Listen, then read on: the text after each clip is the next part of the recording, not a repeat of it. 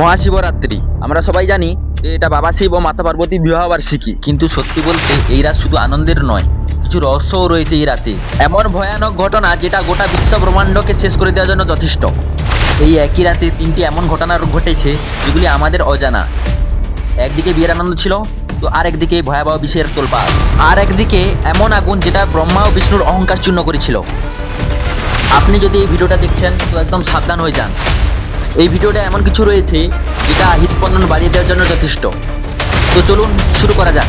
একবার ব্রহ্মাদেব ও বিষ্ণুদেবের মধ্যে যুদ্ধ বাঁধে, কে বড় এই নিয়ে। ব্রহ্মাদেব বলে আমি বড়, আর বিষ্ণুদেব বলে না আমি তোমার থেকে অনেক বড়। এদের এই যুদ্ধ পুরো বিশ্ব ব্রহ্মাণ্ডে প্রলয়ের রূপ ধারণ করে। আর যখন এই যুদ্ধ কিছুতেই থামছিল না, তখন তাদের মাঝখানে একটা বিশাল আগুনের স্তম্ভ উদয় হয়, যার কোনো শুরুও ছিল না আর শেষও ছিল না। সেই স্তম্ভ থেকে ভারী গলায় আওয়াজ এলো, যেই এই স্তম্ভের শেষ কোথায় খুঁজতে পারবে সেই বড় রূপে গণ্য হবে। নেক্সট পার্টের জন্য আমাদের চ্যানেলে চোখ রাখুন।